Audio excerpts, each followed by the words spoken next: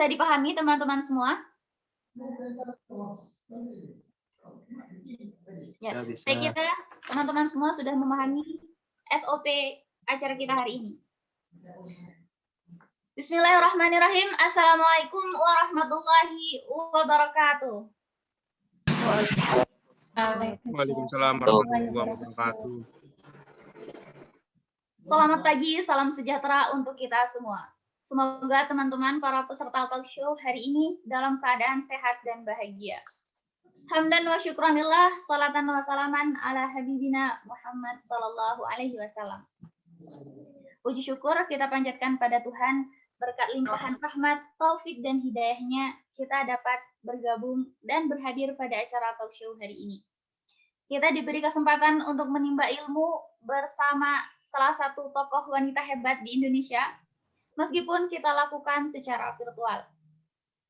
Ya, pertemuan kita hari ini akan membahas tentang milenial dan leadership yang tentunya sangat menarik dan bermanfaat bagi kita semua, terutama para generasi milenial. Untuk itu, teman-teman harus fokus dan antusias dalam mendengarkan pemaparan dari pemateri hari ini.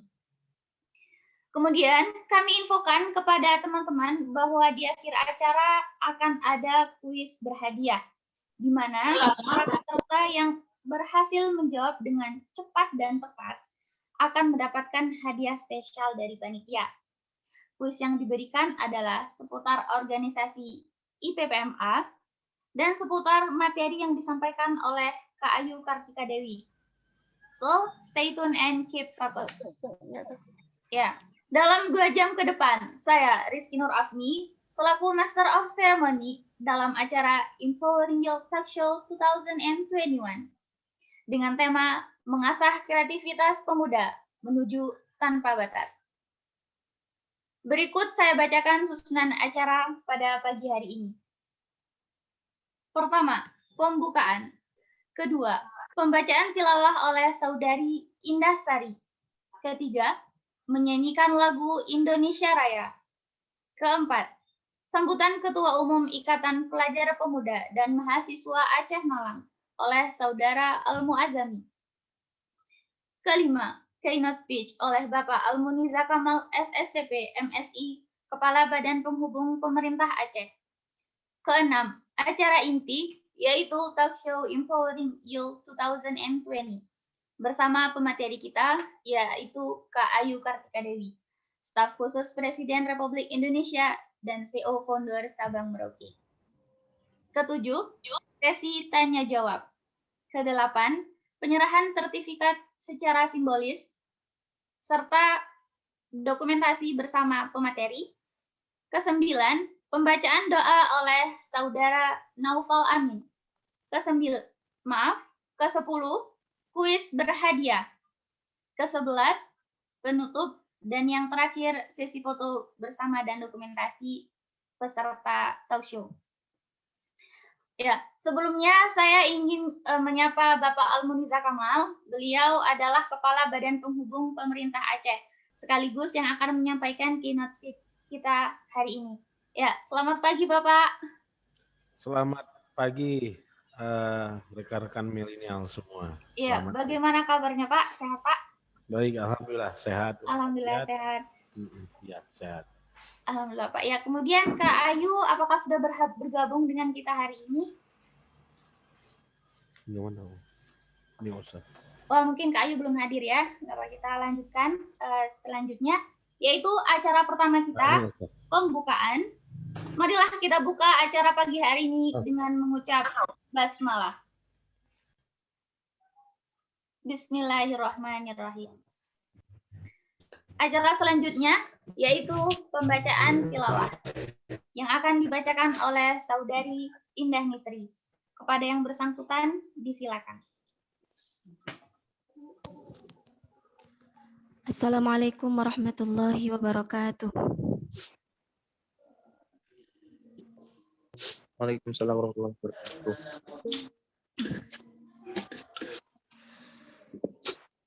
A'udzu billahi minasy syaithanir rajim.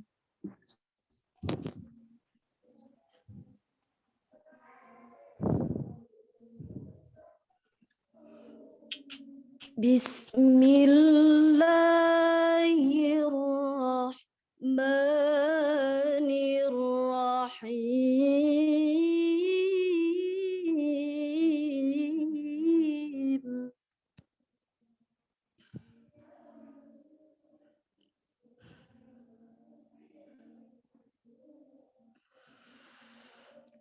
Inna fi khalqis samawati wal ardi wa ikhtilafil laili wan nahar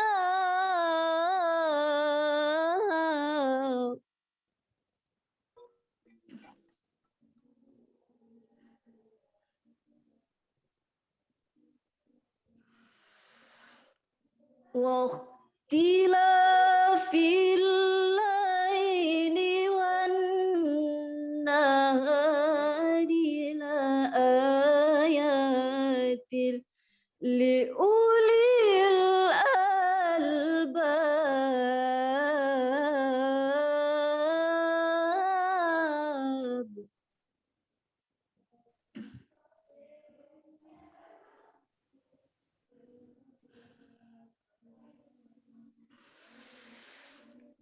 الذين يذكرون الله قياما وقعودا وعلى جنوبهم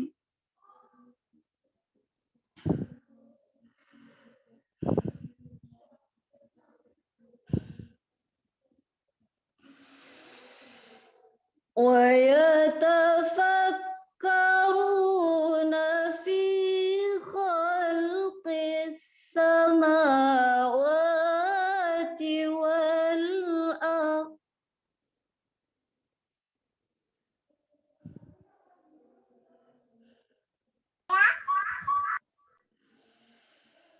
ربنا ما خلقت هذا باطلا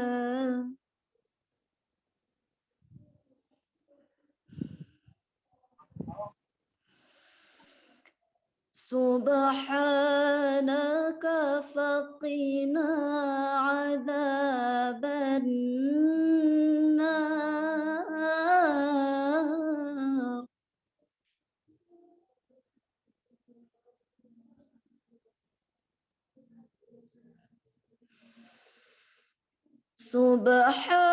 سبحانك فقنا عذاب النار.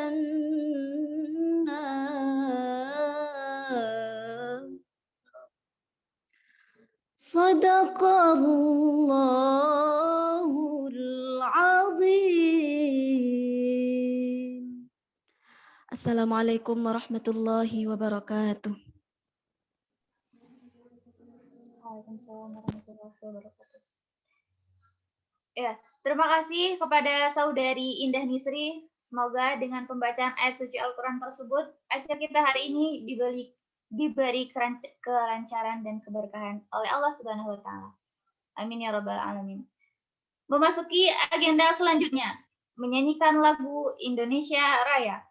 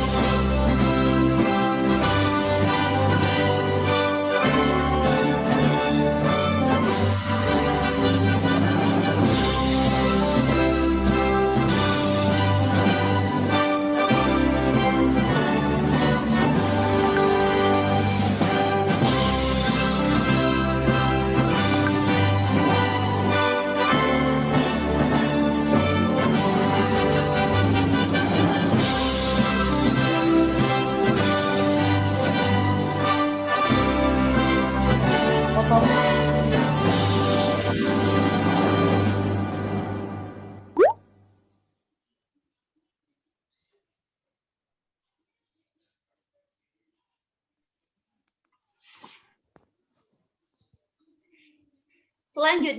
sambutan.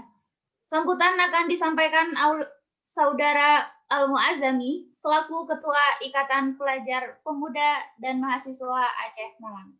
Kepada yang bersangkutan, disilakan.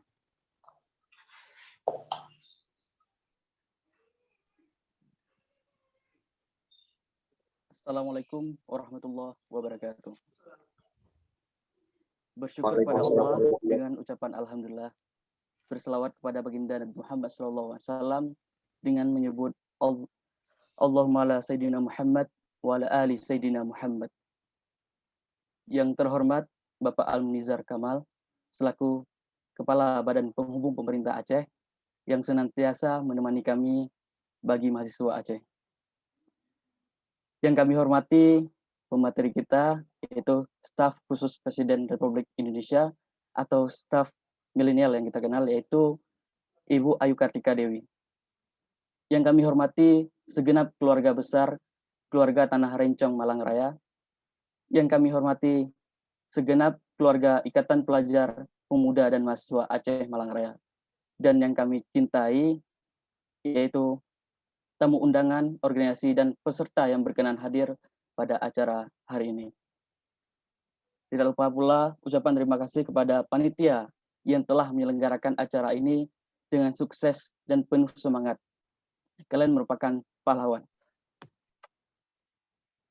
Sebelum lebih jauh, saya memperkenalkan diri terlebih dahulu. Perkenalkan, nama saya Al-Muazzami. Sekarang saya diamanahkan sebagai Ketua Umum Ikatan Pelajar Pemuda dan Mahasiswa Aceh Malang Raya. Periode 2020 sampai 2021. Ikatan Pelajar Pemuda dan Mahasiswa Aceh Malang adalah suatu organisasi kedaerahan yang bagaimana berletak di Malang. Nah, alhamdulillah pada tahun ini Orda Aceh ini mendapatkan kesempatan untuk menyelenggarakan suatu pemberdayaan pemuda, yaitu Empowering Youth Talk Show yang langsung dipandu atau langsung diberi pemateri oleh Ibu Ayu Kartika Dewi, yang merupakan staf khusus Presiden yang memiliki banyak prestasi. Teman-teman semua, mungkin saat inilah saat yang penuh dengan kegalauan.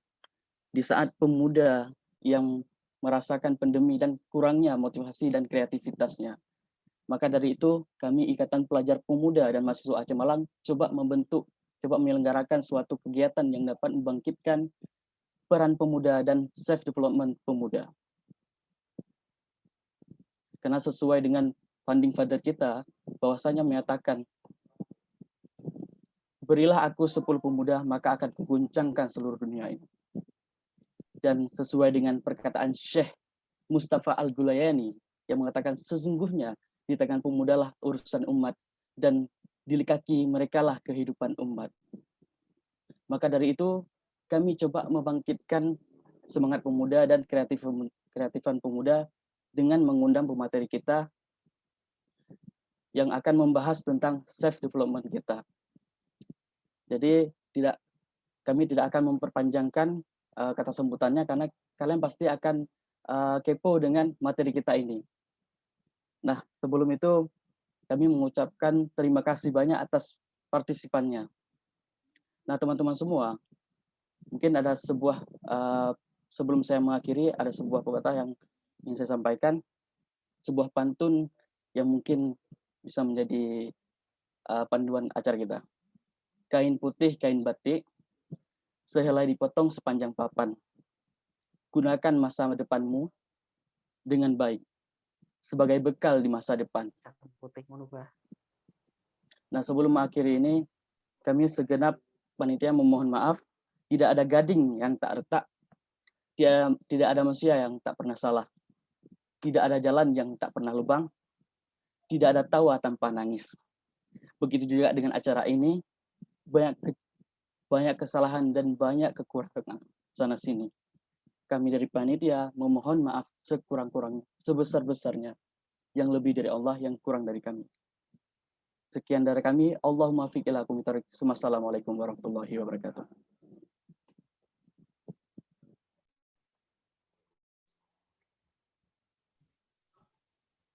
Ya, terima kasih kepada Saudara Al-Muazzami atas sambutannya. Kemudian sekarang kita sudah kehadiran Kak Ayu Kartika Dewi, staf khusus Presiden Republik Indonesia yang hari ini akan menjadi pemateri kita. Ya, selamat pagi Kak Ayu. Pagi Afni, apa kabar? Apa kabar teman-teman semua? Ya Kak, nggak sehat. Kalau Ayu sendiri gimana kabarnya Kak? Alhamdulillah baik. Ini Sabtu pagi nggak bakalan bangun kalau misalnya nggak ada teman-teman ngajakin webinar. Alhamdulillah, berarti spesial ya ini Kak hari Sabtunya Kak. Banget.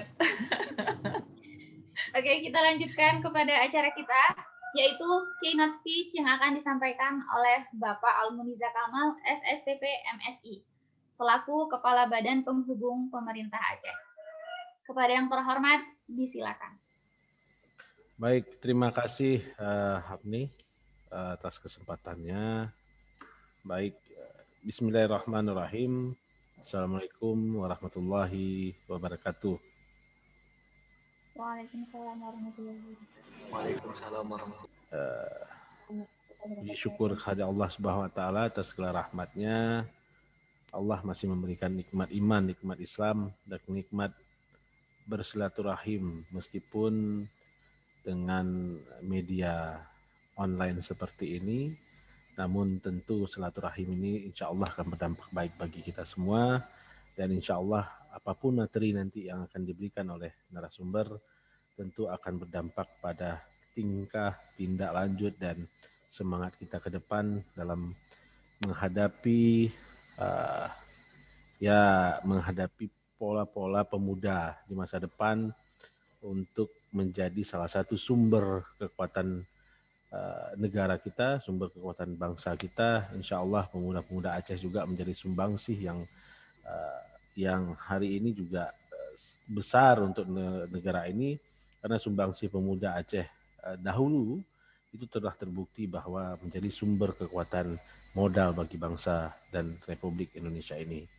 Salawat dan salam tak lupa kita sanjungkan ke pangkuan alam Nabi besar Muhammad SAW yang telah membawa kita dari alam kebodohan, dari alam yang tanpa adab dan ilmu ke dalam penuh dengan alam yang penuh adab dan ilmu yang seperti kita rasakan sampai dengan hari ini dan insya Allah sampai di kemudian hari kelak. Yang saya hormati dan saya banggakan Mbak Ayu selaku staf khusus milenial Presiden. Terima kasih Mbak atas kehadiran dan partisipasinya kepada kami, kepada anak-anak atau kepada adik-adik mahasiswa Malang atau mahasiswa Aceh, di mana Mbak Ayu dengan segala kesibukan dan rutinitas yang lumayan padat, saya yakin masih memberikan ruang dan waktu untuk menghadiri ataupun memberikan sumbangsih pemikiran, insya Allah akan kita dengarkan bersama-sama nanti kepada pemuda-pemuda dan mahasiswa Aceh yang ada di Malang dan seluruh Indonesia tentunya, dan yang tergabung dalam webinar ini. Dan kepada panitia, terima kasih kerja keras dan partisipasi yang sangat terbukti pagi hari ini dengan koordinasi yang lumayan bagus, dapat menghadirkan Kak Ayu, dapat menghadirkan seluruh beberapa mahasiswa yang ada bukan hanya di Malang tapi juga di seluruh Indonesia, dan terutama mahasiswa Aceh yang ada di perantauan. Semangat dan kerja keras panitia insya Allah akan berdampak baik untuk organisasi kepemudaan dan mahasiswa Aceh Malang, dan secara baik juga untuk personal masing-masing mahasiswa. Dan kepada seluruh peserta, terima kasih sudah bersedia meluangkan waktunya mendengarkan ataupun mengikuti kegiatan webinar ini, di mana mengangkat tema Empowering Youth Talk Show 2021 tentang pengesahan mengasah kreativitas pemuda menuju tanpa batas. Aduh, ini tanpa batas ini berarti nggak ada finishnya, kok saya memahaminya. Oke, yang pertama apresiasi dari pemerintah daerah Aceh, dari Pak Gubernur untuk kegiatan hari ini, karena waktu saya diundang oleh oleh saudara ketua untuk mengisi ataupun menjadi keynote speech di acara ini, saya melaporkan dulu ke pimpinan, yaitu ke Gubernur Aceh, dan beliau mengapresiasi kegiatan ini dan beliau mengajak seluruh teman-teman mahasiswa yang ada di perantau, bukan juga hanya di perantau, yang di Aceh juga, untuk sering-sering membentuk ataupun mengadakan kegiatan-kegiatan yang bersifat positif. Dan ini apresiasi beliau mintakan kepada teman-teman di Malang, jangan hanya sekali ataupun hanya 2 kali, tapi bersering, minimal ya 3 bulan sekali, kegiatan-kegiatan seperti ini diadakan dengan tema yang tentu isu terkini yang kita hadapi bersama. Selanjutnya apresiasi untuk kita semua lah, karena dengan semangat pagi di hari libur kita masih meluangkan waktu untuk hadir di sini. Kami dari pemerintah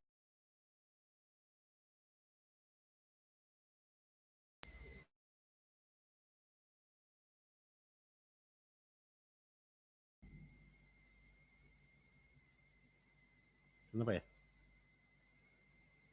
Halo? Dengar nggak Mbak Afni? Dengar, Pak. Oke. Kami dari pemerintah daerah, dari unsur pemerintah Aceh, mengajak dan meminta dengan harap bahwa kita selaku pemuda mari mengembangkan energi untuk hal-hal baik, untuk hal-hal positif. Karena kebaikan yang kita tanamkan tentu akan berbuah kebaikan juga. Dan kebaikan ini, energi yang akan ditumpahkan ini tentu yang harus berdampak sosial, publiknya itu harus berdampak secara real. Pemerintah Aceh dengan segala sumber anggarannya juga telah seperti yang di beberapa hari ini, Gubernur Aceh itu sudah meresmikan 7 asrama mahasiswa dengan biaya operasional asrama dibebankan dengan anggaran pemerintah daerah. Jadi harapannya adalah, harapan gubernur kita, harapan pimpinan kita bahwa kepada adik-adik mahasiswa yang ada di rantau, belajarlah dengan baik, belajarlah dengan giat, karena ilmu yang akan bermanfaat nanti akan menjelaskan siapa kita, bagaimana kita hidup bermasyarakat. Jadi fasilitas yang disiapkan oleh pemerintah itu dimaksimalkan. Dan bukan hanya 7 asrama itu yang telah dibangun dan dioperasionalkan dengan biaya pemerintah daerah. Untuk Malang juga insya Allah, ini kabar baiknya untuk teman-teman di Malang, tahun ini akan juga dibangun,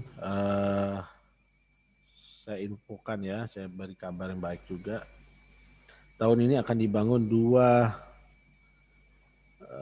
asrama di Malang, yaitu peningkatan asrama Cut Mutia, asrama Putra Cik di Tirol, asrama Putri Pocut Baren di Malang.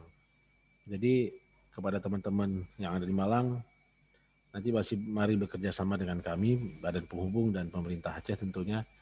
Tahun ini seperti Pak Ketua, Pak Al-Mujami bilang, laporkan ke saya, bagaimana dengan Malang, Pak Al, apakah ada proses renovasi atau pembangunan tahun ini?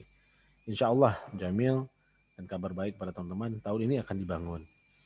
Dan tentu proses pembangunan ini kan butuh waktu, artinya ya pola-pola anggaran pemerintah itu harus ada tender dan sebagainya. Dan insya Allah terbangunlah tahun ini dengan fasilitas yang cukup lah untuk teman-teman di Malang. Dan seperti di awal saya sampaikan, ini sumber daya keuangan Aceh sebahagiannya telah diberikan kepada mahasiswa. Baik itu juga ada beasiswa yang diberikan oleh pemerintah Aceh juga setiap tahunnya. Nah, ini lebih kepada aset asrama. Jadi kepada adik-adik nanti yang memang memanfaatkan aset asrama ini, mohon berkenan dimanfaatkan dengan baik, dijaga dengan baik. Karena nanti setelah adik-adik meninggalkan perkuliahan di tempat ataupun memanfaatkan asrama, tentu asrama ini akan dimanfaatkan oleh junior-junior kita lainnya. Jadi tolong aset asrama ini jaga dengan baik, dan kalau bisa teman-teman yang memanfaatkan asrama kemahasiswaan menyusun standar operasional prosedur, siapa yang berhak menempati, sebagaimana menempatkan, berapa lama, itu supaya tertib. Jadi jangan sampai juga termanfaatkan ada satu orang itu sampai seumur hidup kadang tinggal di asrama itu. Jadi asrama ini milik kita bersama, tolong juga dijaga bersama-sama. Dan ke depan kami dari Badan Penghubung Pemerintah Aceh akan melakukan survei untuk memaksimalkan potensi asrama ini. Dan harapan kami aset yang ada dimanfaatkan itu benar-benar dijaga, kemanfaatannya dijaga.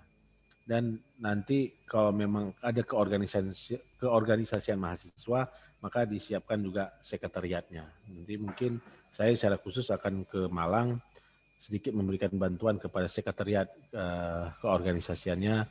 Nanti tolong diingatkan saya Mualjami, kita akan memberikan minimal satu buah PC dan satu buah printer untuk teman-teman kebutuhan administrasi di keorganisasiannya.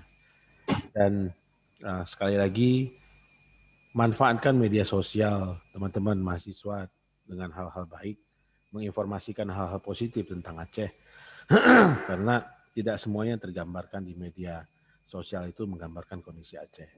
Dan pintar-pintar menganalisis sebuah data informasi, jangan langsung share, langsung komen, dan gunakan kalau memang komen itu dengan bahasa-bahasa yang santun, bahasa-bahasa yang beretika, menunjukkan bahwa kita adalah orang-orang yang terdidik dan yang beradab, dalam konteksnya berperilaku yang baik.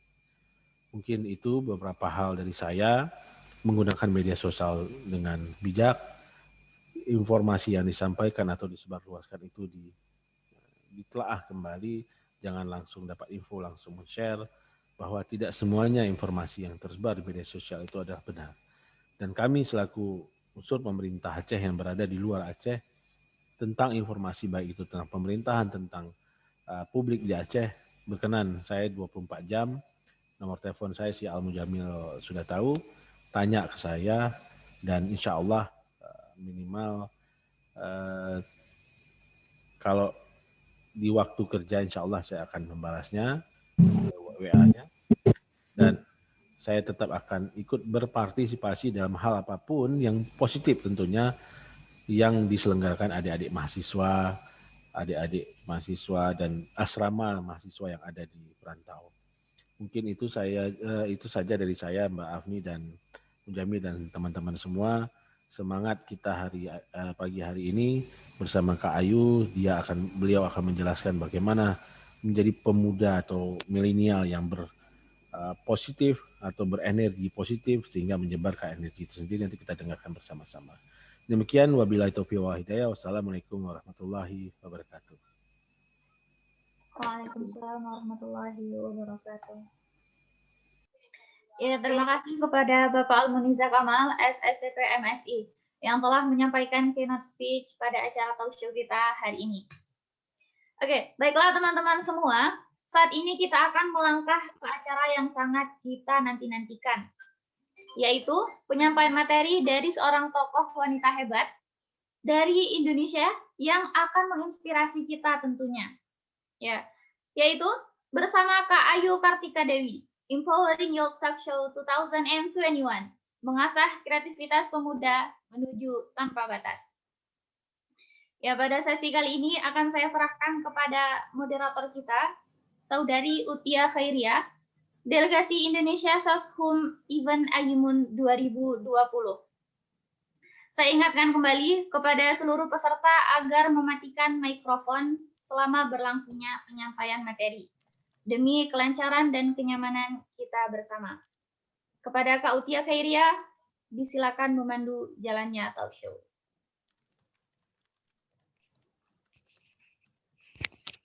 Terima kasih kepada Kak Afni selaku Master of Ceremony. Halo teman-teman semua, selamat pagi. Saya Utia Khairia yang akan memandu jalannya acara talk show pada pagi hari ini. Talk show kita pagi hari ini bertemakan mengasah kreativitas pemuda menuju tanpa batas. Tema ini memiliki dua kata kunci, yaitu kreativitas dan pemuda. Sebagai generasi penerus bangsa, pemuda harus memiliki pengetahuan, keterampilan, dan kreativitas yang tinggi untuk mampu membuat terobosan baru. Nah, teman-teman nanti bisa langsung mendengarkan pemaparan dari narasumber yang pastinya kompeten di bidangnya. Siapa lagi kalau bukan Kak Ayu selaku staf khusus Presiden Republik Indonesia. Saya harap teman-teman hari ini tetap semangat dan bisa aktif bertanya. Jika teman-teman memiliki pertanyaan, bisa menulis pertanyaan di sesi Q&A. Sebelum melanjutkan ke sesi materi, saya akan membacakan CV Kak Ayu terlebih dahulu. Kak Ayu Kartika saat ini menjabat sebagai staf khusus Presiden Indonesia dan Managing Director di Indica Foundation. Sebelumnya, Kak Ayu pernah bekerja sebagai staf khusus Gubernur DKI Jakarta, Associate Director di Unit Kerja Presiden pada masa Presiden SBY dan Consumer Insight Manager di PNG. Kak Ayu pernah menghabiskan 1 tahun mengajar SD di Maluku Utara. Kak Ayu telah menyelesaikan beberapa gerakan sosial, yaitu Ajak Gerak.id, Sabang Merauke, Milenial Islami, Perempuan Gagal, dan Toleransi.id. Kak Ayu pernah mewakili Indonesia pada acara Future Leader Connect tahun 2017 di Inggris dan terpilih oleh Australia Awards Indonesia untuk mengikuti program Women Leadership Program di Melbourne. Saat ini, Kak Ayu sedang menulis 2 buku, yaitu tentang mindfulness dan tentang pengalamannya di luar negeri. Nah, itulah background singkat dari Kak Ayu. Sepertinya Kak Ayu juga sudah hadir di room ini. Assalamualaikum, halo, selamat pagi Kak Ayu. Selamat pagi, apa kabar? Ya, alhamdulillah baik. Bagaimana kabarnya Kak? Alhamdulillah baik. Oke, mungkin bisa langsung saja nih Kak ya, karena mengingat waktu. Oke, waktu dan tempat saya persilahkan untuk Kak Ayu. Terima kasih. Saya ada PPT, saya share ya. Kalau teman-teman udah bisa lihat, tolong dikasih jempol. Oke, sudah Kak. Kelihatan? Oke. Jadi teman-teman terima kasih banget udah diajakin ngobrol pagi hari ini. Saya udah lama banget nggak ke Malang gara-gara pandemi, dan terakhir kali kemarin sebelum pandemi juga sempat ke Aceh. Seneng banget, dan sekarang ketemu dua-duanya gitu ya, ketemu adik-adik Aceh yang lagi berada di Malang meskipun secara virtual. Semoga nanti setelah pandemi beres bisa ketemu secara fisik dalam keadaan sehat-sehat. Nah, jadi saya mau mengutip dikit gitu, dia yang tahu semua jawaban belum pernah mendapatkan pertanyaan. Apa itu dan apa hubungannya dengan apa yang mau saya obrolin pagi hari ini? Tadi udah dikenalin sedikit, jadi saya cepat aja. Saya area Surabaya, jadi kalau adik-adik kuliahnya di Malang, saya kuliahnya dulu di Surabaya, dekat lah ya, tetanggaan lah ya. Dan saya juga anak rantau, karena saya dulu kuliah di Surabaya itu, sebenarnya dulu aslinya bukan orang Surabaya.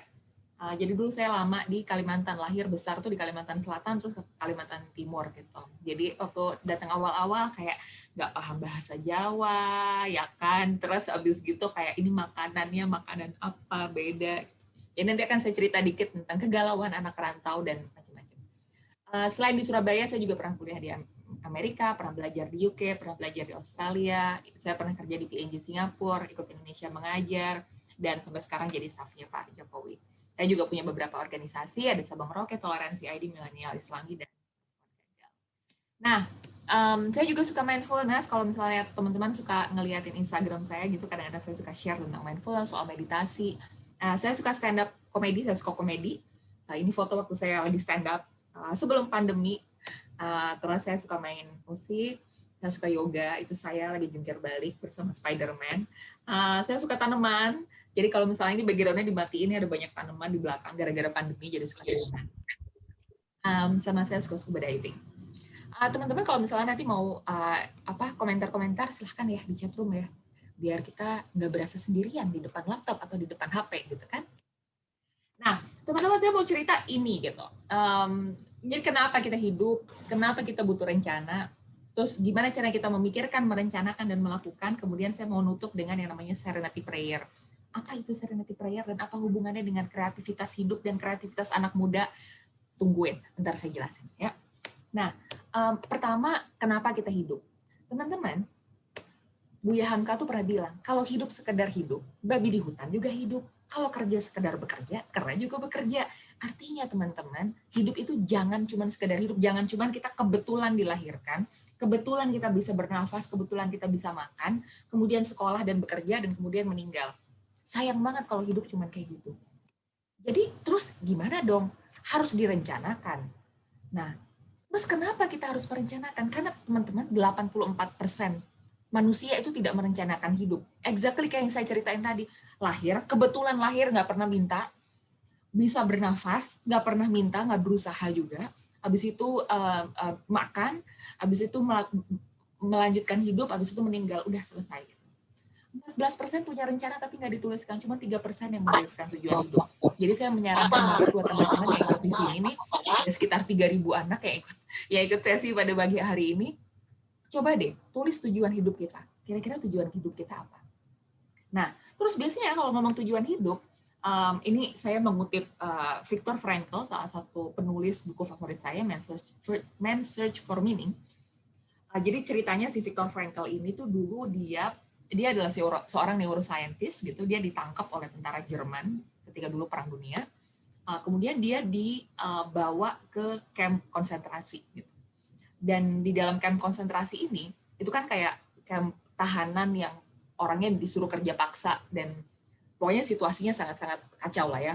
Nah, di situ tuh tingkat bertahan hidupnya tuh kecil banget, mungkin kayak cuma 10% sampai 20% gitu, orang tuh bisa bertahan hidup. Selebihnya meninggal karena sakit, karena kecapean, karena kurang makan, kurang nutrisi gitu ya, pokoknya sebagian besar orang meninggal. Nah, orang-orang yang bertahan hidup di dalam camp itu, termasuk salah satunya adalah si Viktor Frankl ini, dia bertahan hidup karena dia punya tujuan. Jadi waktu itu si Viktor itu ingat-ingat banget, saya harus tetap hidup karena setelah selesai keluar dari penjara ini, saya pengen ketemu sama istri saya. Karena istrinya ditangkap dan dibawa ke penjara lain. Gitu. Jadi dia punya tujuan untuk bertahan hidup. Gitu. Orang yang bertahan hidup adalah orang yang punya tujuan. Jadi Viktor tuh notice gitu ya, teman-temannya, orang-orang di camp itu, yang tidak bertahan hidup itu adalah orang-orang yang ya udahlah, nggak apa-apa deh, hidup nggak apa-apa, mati juga nggak apa-apa, terserah. Nah jadi teman-teman, ini tentu saja kita sedang tidak berada di dalam penjara gitu. Tapi teman-teman jangan sampai kita nggak punya tujuan hidup. Nah, terus apa dong? Gimana dong? Pertama kita mesti mikir nih, tujuan hidup yang benar itu kayak gimana? Teman-teman, kadang-kadang kalau kita mikirin tujuan hidup itu tidak sama target hidup ya, karena kadang-kadang banyak orang yang ketukar. Oh, kalau gitu tujuan hidup saya Kak, saya ingin membahagiakan orang tua. Teman-teman, kalau misalnya nanti orang tuanya udah meninggal, terus gimana? Kamu nggak punya tujuan hidup lagi. Iya kan? Membahagiakan orang tua itu adalah target hidup. Beda. Target itu boleh banyak. Kita targetnya apa gitu. Atau misalnya ada yang bilang, Kak, tujuan hidup saya mau S2 di luar negeri. Terus nanti kalau udah berhasil S2 ke luar negeri, udah nggak punya tujuan hidup lagi. Nggak dong. Nah, itu namanya target hidup. Nggak apa-apa. Atau misalnya ketika kuliah, pengen IPK-nya sekian, pengen join organisasi ini, pengen kerja di sini, pengen mengalami travel ke sini. Nggak apa-apa, itu adalah target-target hidup. Tapi itu bukan tujuan. Jadi jangan sampai teman-teman punya tujuan tuh yang sangat jangka pendek. Nanti kalau tujuannya udah tercapai, kemudian teman-teman udah nggak pengen hidup lagi dong kalau misalnya tujuannya tercapai. Jadi itu namanya target ya teman-teman. Nah, biasanya tujuan hidup itu lebih luas gitu. Misalnya tujuan hidup saya nih, saya pengen membantu mengeluarkan potensi terbesar dalam hidup orang lain. Makanya saya senang nih kalau diajak ngobrol-ngobrol kayak gini, karena saya berharap saya bisa mengeluarkan potensi terbesar dari teman-teman yang nonton di sini. Gitu ya. Nah, terus kalau misalnya kadang-kadang ada yang nanya kayak gini, gimana kalau tujuan hidupnya adalah masuk surga? Nah, teman-teman, saya kasih tahu ya, masuk surga itu bukan tujuan hidup. Masuk surga adalah tujuan mati. Ya, teman-teman tidak bisa masuk surga kalau teman-teman belum mati. Jadi masuk surga itu bukan tujuan hidup. Ya, tujuan hidup beda sama tujuan mati. Yang teman-teman perlu rencanakan, tentu saja teman-teman perlu merencanakan gitu ya. Kita gimana caranya kita agar bisa mendapatkan ridho Allah, kita bisa masuk surga gitu ya. Tapi yang teman-teman juga perlu rencanakan adalah selama kita hidup, selama kita masih hidup nih, apa tujuannya? Mau ngapain teman-teman? Jangan sampai ini kuliah kebetulan aja kuliah karena di sana banyak temennya Kak kuliah di sana gitu. Karena kebetulan tadi banyak asrama gitu di sana, kita bisa tinggal di sana gitu. Jangan begitu aja. Jangan sampai kita kuliah hanya sekedar kuliah, sekolah hanya sekedar sekolah, hidup hanya sekedar hidup, sibuk hanya sekedar sibuk. Jangan kayak gitu. Saya sambil lihat-lihat chat room kalau misalnya ada yang seru. Oke. Tuh kan langsung ada kan yang bilang tujuan hidupnya masuk surga. Nggak bisa ya Zul ya? Oke, lanjut teman-teman. Plan. Jadi terus gimana Kak? Kalau misalnya kita udah tahu nih, kita udah tahu bahwa tujuan hidup tuh kira-kira kayak gini, tapi belum ketemu. Nggak apa-apa, kalau gitu sambil dicari ya teman-teman. Namanya mencari tujuan hidup itu pasti prosesnya panjang. Bisa bertahun-tahun. Jadi teman-teman jangan khawatir kalau misalnya, Kak aku udah ngedengerin Kak Ayu selama 30 menit, tapi kalau belum punya tujuan hidup, nggak apa-apa. Nanti pasti masih harus dicari dulu soalnya. Harus dipikirin, dicari, ngobrol sama orang, ngobrol sama diri sendiri, dicari-cari. Nah, teman-teman saya punya tips gimana caranya untuk merencanakan. Saya tuh biasanya selalu bertanya sama teman-teman. Coba nanti teman-teman tanyakan kepada diri sendiri, apa yang bikin teman-teman marah atau apa yang kalian cintai. Jadi background ceritanya kayak gini teman-teman. Saya tuh dulu pernah ditanyain sama salah seorang teman saya gitu. Ayo, kamu tujuan hidupnya apa? Waktu itu saya belum tahu tujuan hidup saya. Lalu waktu itu saya bingung gitu, apa ya tujuan hidup saya? Apa ya gitu. Jadi bingung gitu. Dan kemudian teman saya bilang, ayo saya bantuin deh gitu. Kalau gitu kamu tahu nggak jawaban dari 2 pertanyaan ini? Apa yang bikin kamu marah atau apa yang kamu cintai? Terus kayak, oh itu jawabannya gampang. Yang bikin saya marah adalah intoleransi. Intoleransi bikin saya marah. Makanya ya udah tuh saya melakukan hal-hal yang bisa memberantas intoleransi, karena intoleransi bikin saya marah. Nah jadi kalau misalnya teman-teman nih udah punya kepikiran gitu, Kak saya sebel banget sama misalnya sampah plastik gitu. Nah jangan-jangan itu tujuan hidupnya teman-teman gitu, membantu dunia menjadi lebih hijau gitu. Atau misalnya yang saya cintai adalah kucing Kak. Saya suka banget tuh Kak kalau ngelihat kucing di jalan. Jangan-jangan tujuan hidupnya teman-teman itu membuat hidup satwa lain menjadi lebih bermakna, jadi lebih baik gitu. Wah, salah satu partisipan talk show adalah tujuan hidup. Talk show saya tujuan hidup. Berarti abis ini udah nggak ada tujuan hidup lagi dong. Jangan, itu jadi target aja ya. Jadi target. Jangan sampai nanti kamu setelah ikut talk show ini, terus habis itu udah nggak ada tujuan hidup, Kak. Tujuan hidup saya sudah tercapai. Gitu. Jangan kayak gitu ya, teman-teman ya. Oke, lanjut.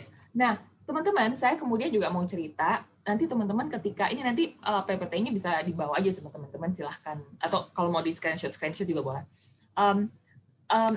Saya tuh menuliskan apa namanya values of life, nilai-nilai dalam hidup saya, dan truths of life.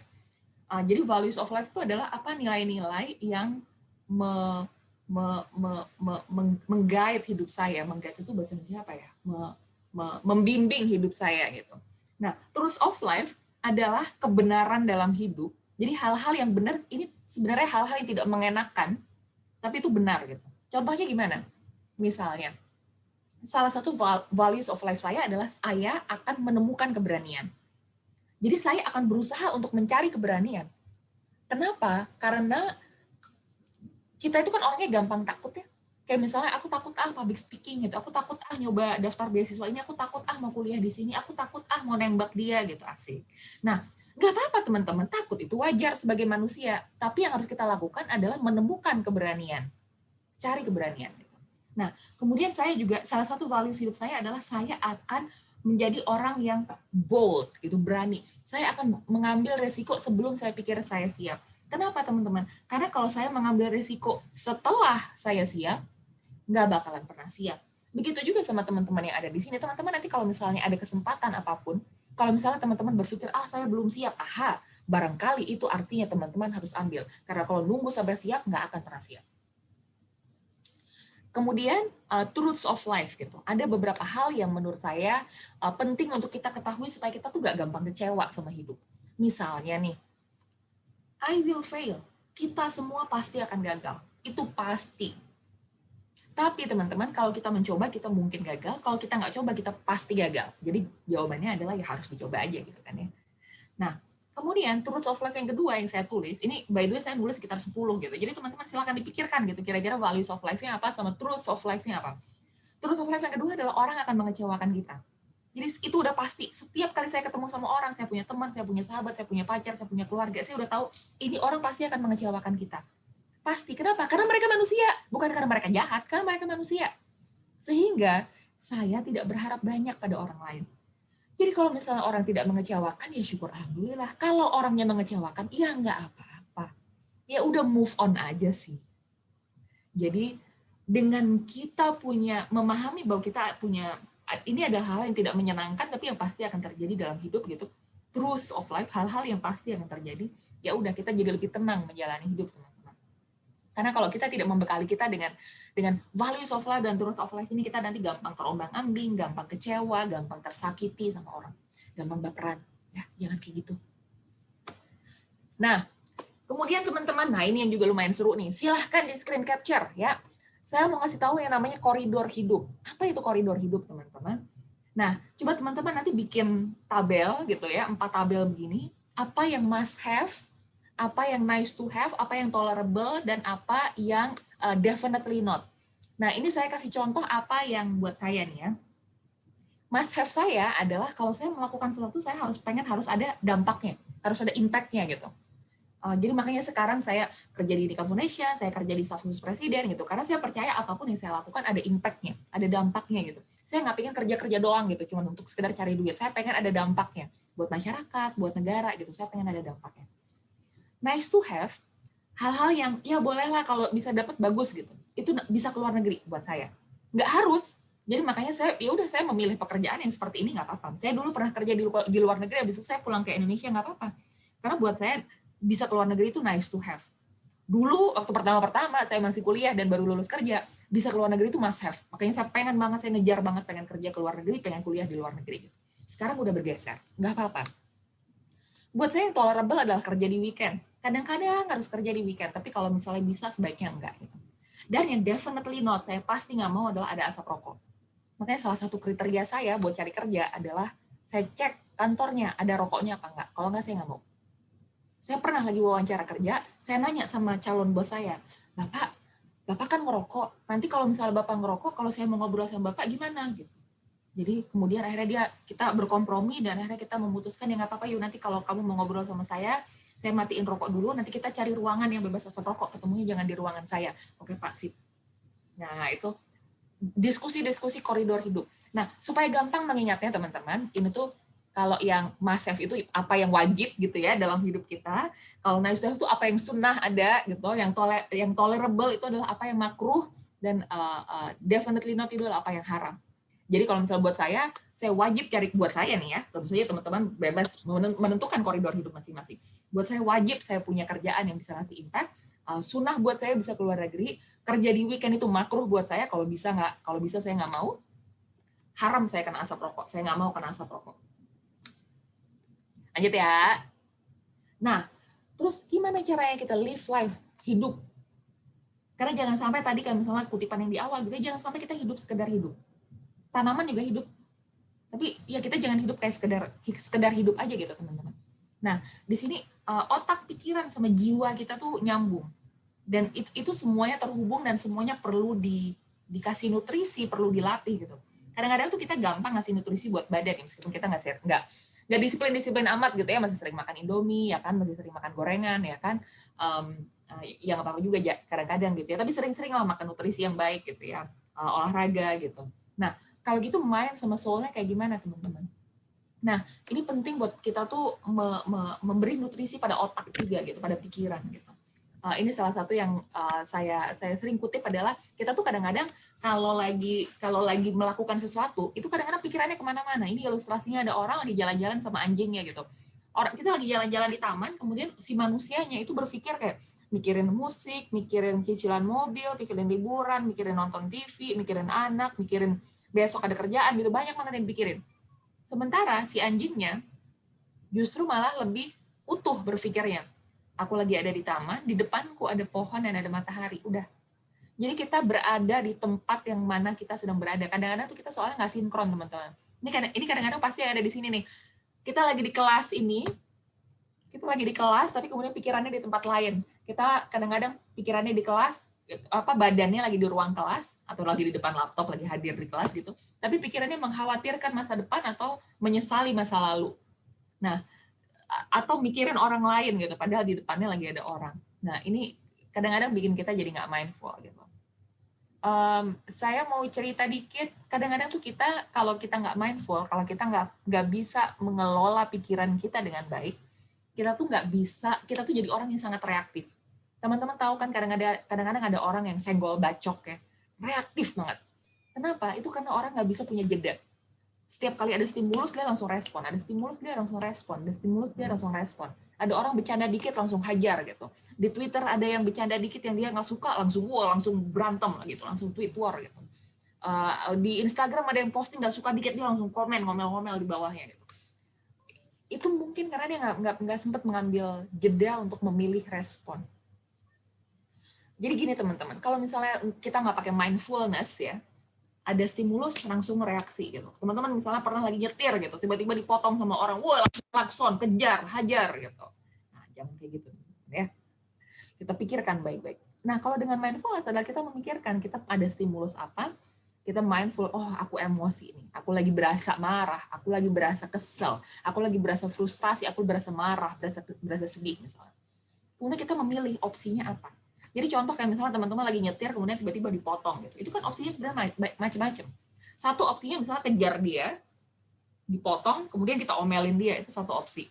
Apakah itu opsi yang paling bijak? Belum tentu. Opsi yang kedua misalnya ya udah tarik nafas aja, ya udah biarin. Mungkin dia lagi buru-buru, mungkin ada keluarganya di rumah sakit ya kan, atau mungkin dia buru-buru pingin ke toilet, ya udahlah ya biarin aja gitu. Semoga dia hati-hati, yang penting kita selamat. Atau misalnya opsi aksi yang lain adalah buka kaca jendela dan teriakin dia gitu. Udah teriakin aja, nggak usah pakai kejar-kejaran gitu. Atau diklakson aja sekenceng-kencengnya. Itu semuanya adalah opsi-opsi aksi. Yang mana yang paling bijak teman-teman bisa memutuskan sendiri. Cuman kadang-kadang ketika kita sedang emosi, kita nggak sempat berpikir berhenti sejenak, ada opsinya A, B, C, D, E, kemudian kita memilih, oh kalau A begini. Nah teman-teman kalau belajar mindfulness, itu akan bisa memilih aksi yang mana yang paling bijak. Jadi kita nggak terus-terusan digulung sama emosi. Nah, ini saya mau cerita dikit soal filosofi ember nih, teman-teman. Tadi kan kadang-kadang kita pasti punya kan, teman-teman kalau misalnya pikirin gitu, pasti punya ada orang-orang yang kayaknya senggol bacok gitu, teman-teman di sekitar kita gitu, dibecandain marah gitu. Kemudian atau misalnya ada orang melakukan kesalahan sedikit dia langsung ngomel-ngomel, mungkin karena embernya tuh penuh, teman-teman. Jadi ini ibaratnya adalah ember itu adalah perasaan kita, kemampuan mental kita gitu, kapasitas mental kita. Air itu adalah semua pengalaman kejadian yang terjadi sama kita. Kalau embernya udah penuh, itu gampang tumpah. Jadi orangnya gampang luber emosinya. Nah, jadi caranya teman-teman, kita harus memperbesar ember atau kita mengurangi air. Nah, gimana caranya memperbesar ember? Biasanya yang saya lakukan adalah saya coba meditasi, mengurangi air. Nah, ini masuk ke yang ini nih. Teman-teman, kalau misalnya ya kan kita kalau lagi kuliah pasti sering ada banyak stres lah ya, apalagi kita belajar di luar kota gitu, jauh dari keluarga gitu, pasti ada stresnya. Sering-sering ini dibikin peta teman-teman, dibikin matriks. Saya tuh orangnya suka ini ya, orangnya sangat nerd gitu ya. Jadi kalau misalnya saya lagi stres, yang saya lakukan adalah selain curhat, sebelum curhat saya bikin matriks dulu kayak gini. Jadi apa yang bikin saya stres, apa yang nggak terlalu bikin stres, apa yang bisa diubah, apa yang nggak bisa diubah, dan apa yang bisa diubah. Kemudian kita petakan teman-teman. Karena tidak semua hal itu harus dipikirin. Kayak misalnya COVID, ya COVID bikin stres gitu, tapi COVID nggak bisa kita ubah. Yang bisa kita ubah adalah misalnya perilaku kita, pakai masker, nanti mau divaksin gitu. Tapi perilaku orang lain nggak bisa diubah. Kita mau ngomel-ngomel segimanapun juga kita nggak akan bisa ubah gitu. Nah, jadi teman-teman kita mesti memetakan nih. Misalnya nih, jadi untuk hal-hal yang bikin kita stres dan yang bisa diubah, kita cari solusinya. Terus kalau misalnya hal yang bikin stres tapi nggak bisa diubah gimana? Ya berdamai aja. Terus kalau misalnya hal yang nggak bikin stres, ya diabaikan, orang nggak terlalu bikin stres, ngapain kita pikirin ya kan? Nah, teman-teman ibaratkan ini semua yang ada di matriks-matriks ini adalah apa yang ada di dalam ember. Bayangkan kalau misalnya teman-teman sudah bisa memetakan matriks ini, isi embernya teman-teman itu cukup yang ada di kanan atas doang yang bikin stres dan bisa diubah, sisanya udah dikeluarin dari ember, nggak perlu dipikirin. Kita sudah bisa berdamai meskipun ini bikin stres tapi nggak bisa diubah, atau ini nggak terlalu bikin stres, banyak hal nggak bisa ya udah diabaikan aja, nggak terlalu bikin stres. Ini saya lewatin ya. Nah, teman-teman jangan lupa juga audit pertemanan. Ya, kalau misalnya kita sering dengar gitu ya, oh laporan keuangan di audit pertemanan juga teman-teman. Kenapa? Karena pertemanan itu penting menentukan pengalaman-pengalaman hidup kita seperti apa nantinya kita akan hidup, dan bisa jadi pertemanan yang baik akan membuat kita mendapatkan kesempatan-kesempatan yang lebih baik, dan begitu pula sebaliknya. Pertemanan yang toksik akan membuat kita jauh dari kesempatan-kesempatan yang baik, karena kita biasanya udah stres duluan, udah tersakiti duluan, udah dihancurkan duluan gitu sama orang-orang yang toksik yang di sekitar kita. Jadi saya tuh sering bikin teman-teman, setahun sekali paling tidak, saya tuh tulis 10-20 orang yang saya paling sering berinteraksi. Kemudian saya petakan, ini kira-kira orangnya nih menguatkan atau melemahkan ya, ini menguatkan atau melemahkan, ini menguatkan atau melemahkan. Kemudian kalau misalnya udah ketahuan, ya saya akan secara sadar berusaha untuk punya hubungan baik dengan orang-orang yang menguatkan. Dan jangan sering-sering berinteraksi sama orang yang melemahkan. Ngapain gitu kan? Ngapain kita berinteraksi sama teman-teman yang melemahkan? Cari teman yang menguatkan, teman-teman. Nah, dan saya juga pengen cerita ini gitu. Saya bukan anak Jakarta. Jadi saya tuh lahir di Banjarbaru, Kalimantan Selatan. Bahkan bukan di kota besarnya gitu. Itu Banjarbaru, kota administratif kecil sekali. Kemudian pindah ke Balikpapan, kemudian pindah ke Surabaya, baru kemudian pindah ke Jakarta. Pertama kali ketika saya sampai ke Surabaya, saya selalu ketakutan waktu pelajaran bahasa Jawa, karena saya nggak bisa tuh aksara Jawa. Saya sampai waktu itu inget banget kayak, belajar malam-malam gitu ya, gimana aksara Jawa, Hono, Coroko gitu. Kemudian saya belajar bicara bahasa Surabaya, Suraboyoan gitu, biar bisa ngobrol sama teman-teman. Kemudian ketika nyampe Jakarta gitu, beda lagi bahasanya gitu, pakai lu gue gitu. Saya merasakan betapa galaunya jadi anak rantau. Tapi teman-teman, kegalauan ini tuh nanti, meskipun kita, nanti udah mulai ngerasa aman gitu ya di Malang gitu. Kayak saya dulu, udah mulai ngerasa aman nih di Jakarta, di Surabaya gitu. Nanti pasti akan ada kegalauan-kegalauan lain gitu. Karena kemudian misalnya saya pindah ke Singapura, beda lagi. Beda lagi challenges-nya, beda lagi permasalahannya, beda lagi bahasanya, beda lagi budayanya gitu. Kemudian saya pindah ke Amerika, beda lagi budayanya, beda lagi bahasanya. Jadi teman-teman, kalau teman-teman sekarang merasakan galau sebagai anak rantau, anggap aja itu latihan. Anggap aja itu latihan, karena semoga nanti teman-teman akan merantau ke tempat yang lebih banyak lagi, dan teman-teman akan mengalami kegalauan-kegalauan yang lebih besar. Jadi anggap aja sekarang latihan gitu ya. Nah, yang terakhir teman-teman, saya mau mengajak teman-teman untuk membaca dalam hati aja masing-masing ya kalau mau ya. Ini serenity prayer yang sering saya camkan ke diri saya sendiri gitu. Tuhan berikan saya ketentraman untuk menerima hal-hal yang tidak bisa saya ubah. Keberanian untuk mengubah hal-hal yang bisa saya ubah, dan kebijaksanaan untuk tahu keduanya. Karena kadang-kadang kalau kita nggak tahu bedanya, kita tuh akan ngotot pengen berusaha mengubah hal-hal yang sebenarnya nggak bisa kita ubah. Atau justru kita terlalu berpasrah untuk hal-hal yang sebenarnya bisa kita ubah. Jadi kita perlu kebijaksanaan untuk tahu keduanya. Itu aja yang saya punya dari saya. Terima kasih. Saya stop sharing ya. Terima kasih Kak Ayu telah memberikan ilmu yang sangat bermanfaat terkait milenial dan leadership bagi kita semua. Nah, selanjutnya kita lanjut aja ke sesi Q&A nih Kak ya. Sebelumnya saya akan membacakan peraturan untuk sesi tanya jawab. Jadi akan ada 3 kuota pertanyaan, yang mana 2 pertanyaan pertama akan dibacakan oleh moderator, yaitu saya sendiri. Pertanyaan yang telah terinput pada form pendaftaran peserta. Sedangkan 1 pertanyaan terakhir akan diberikan kesempatan bagi peserta untuk mengaktifkan mikrofon dan menyampaikan pertanyaannya secara langsung kepada Kak Ayu. Mungkin langsung aja untuk pertanyaan pertama nih Kak. Pertanyaan yang pertama, sebenarnya kita punya kemampuan, akan tetapi tidak yakin akan hal tersebut. Nah, bagaimana caranya mengatasi pemikiran yang seperti itu, Pak? Gimana caranya mengatasi kalau misalnya sebenarnya kita, intinya gimana caranya kalau kita nggak pede gitu ya? Iya, Kak, benar. Oke. Ini teman-teman. Apa yang kita pikirkan, jadi apa yang muncul di dalam pikiran kita, itu tuh seringkali tidak bisa kita kontrol, ya kan? Nah, Jadi teman-teman nggak perlu berusaha mengontrol itu gitu. Kak, gimana caranya supaya tidak ada perasaan nggak pede di dalam hati kita, atau gimana caranya supaya kita nggak takut gitu. Pertanyaannya bukan kayak gitu. Pertanyaannya adalah meskipun kita merasa tidak pede, gimana caranya agar kita tetap bisa melakukan sesuatu. Meskipun kita merasa takut, gimana caranya agar kita tetap bisa mencoba. Jadi perasaan yang ada itu nggak usah disingkir-singkirin. Biarin aja. Yang perlu kita pilih adalah perilakunya gitu, aksinya setelah itu. Kalau meskipun kita merasa takut, kita tetap pengen melakukan apa. Jadi jangan sampai yang perlu kita pikirkan adalah jangan sampai kita menyerah pada emosi kita gitu. Kita merasa takut, kemudian kita ya udahlah kita pasrah aja gitu. Atau kita merasa nggak pede, ya udahlah kalau gitu karena aku merasa nggak pede, ya udahlah nggak usah dicoba gitu. Jadi yang perlu dilakukan sebenarnya adalah kita memilah, kita sadar nih kita lagi merasakan apa, kemudian kita memilah. Kalau kita lagi merasakan ini, kita mau ngikutin perasaan ini atau kita mau mengikutin perasaan yang lain, karena kan sebenarnya pasti ada perasaan pengen mencoba. Meskipun kita nggak pede, tapi pasti ada perasaan pengen mencoba gitu. Meskipun kita takut, pasti ada perasaan pengen mencoba. Kita mau mengikuti yang mana?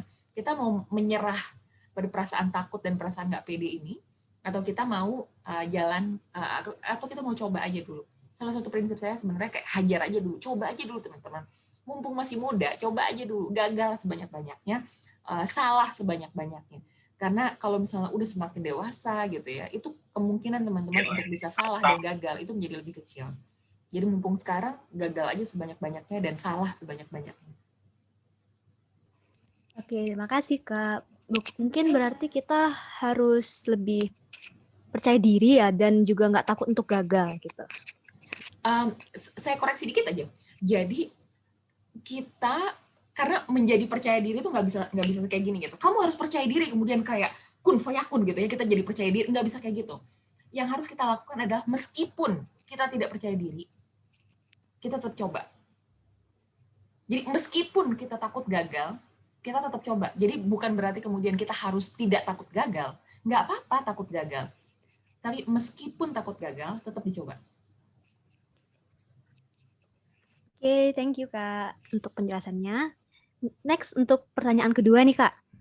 Oke, bagaimana cara mengatasi faktor penghambat yang asalnya dari keluarga? Karena kan apabila penghambatnya adalah teman kita sendiri, kita bisa aja nggak berteman lagi dengan mereka.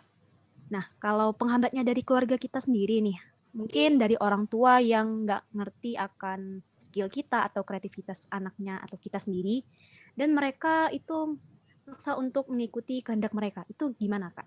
Ya. Nah, teman-teman, ini salah satu hal yang saya syukuri ya dari orang tua saya. Orang tua saya tuh nggak pernah memaksakan saya untuk memilih sesuatu gitu. Dia udah terserah aja gitu. Jadi kalau misalnya ada yang nanya gitu kan, kayak misalnya waktu dulu saya memutuskan untuk pulang dari Singapura menjadi guru SD di Maluku itu. Dan ada yang nanya, gimana caranya kamu bisa meyakinkan orang tua kamu gitu. Terus saya waktu itu menjawab, saya nggak perlu meyakinkan apa-apa, saya cuma bilang aja sama orang tua, Mom, saya mau keluar dari pekerjaan saya di Singapura, saya mau jadi guru SD di Maluku. Dan mama saya cuma kayak, oke, semoga berhasil gitu. Jadi orang tua saya tuh super chill, gitu ya, super chill, terserah anak-anaknya mau melakukan apa. Jadi saya tidak sepenuhnya tahu nih, teman-teman, apa yang seharusnya dilakukan. Tapi saya bisa kasih dua saran mungkin. Saran yang pertama adalah orang tua itu kan kadang-kadang sebenarnya pengen yang terbaik buat kita, dan kadang-kadang mereka melarang itu karena mereka belum yakin kita bisa. Contoh nih, misalnya ada seorang teman gitu ya, dulu kami tinggalnya satu kota gitu, sama-sama di Surabaya, kemudian dia pengen kuliah keluar kota, nggak dikasih sama orang tuanya, dan kemudian akhirnya dia memutuskan untuk ya udah kalau gitu kerja dulu deh, kerja di tempat lain, masih sama-sama di Surabaya, tapi karena agak jauh, jadi dia memutuskan untuk ngekos di tempat kerja itu, di dekat tempat kerja. Nah, kemudian setelah beberapa lama, kemudian orang tuanya jadi sadar, wah ternyata anakku udah bisa ngekos sendiri. Jadi setelah dia beberapa lama kerja dan ngekos di tempat sendiri, kemudian akhirnya dikasih kuliah ke keluar kota. Dan ternyata selama ini alasannya adalah nggak ngasih untuk kuliah di luar kota karena nggak yakin anaknya bisa hidup sendirian. Karena selama ini bertahun-tahun selalu hidup sama orang tua gitu. Atau misalnya contoh lain gitu, ada teman saya gitu, semula nggak dibolehin kuliah ke luar negeri, dan setelah ditanyain sama orang tuanya cuma bertanya, saya nggak yakin anak saya bisa hidup sendirian, karena ketika di rumah makan harus disiapin, baju harus dicuciin, kalau mau berangkat kuliah harus selalu diingetin, nanti gimana kalau dia tinggal sendirian, nggak ada yang ngurusin. Jadi jangan-jangan teman-teman, kita juga punya andil terhadap ketidakpercayaan orang tua kita. Jangan-jangan tuh orang tua tuh nggak ngebolehin karena belum percaya bahwa kita bisa. Jadi perlu ada aspek juga yang kita perlu mencoba. Atau misalnya teman-teman, aku nggak yakin orang tuaku mengizinkan aku untuk berkarir kayak gini karena nggak yakin bisa dapat duit. Buktikan, coba buktikan bisa dapat duit, bisa dapat prestasi dari apa yang sedang diupayakan gitu. Dan ini nanti kalau misalnya, kadang orang tua tuh kadang-kadang, tidak semua orang tua, kadang-kadang orang tua tuh cuma khawatir kita tuh bisa hidup apa enggak, bisa aman apa enggak gitu hidupnya gitu ya. Jadi coba teman-teman membuktikan bahwa teman-teman bisa hidup mandiri, bisa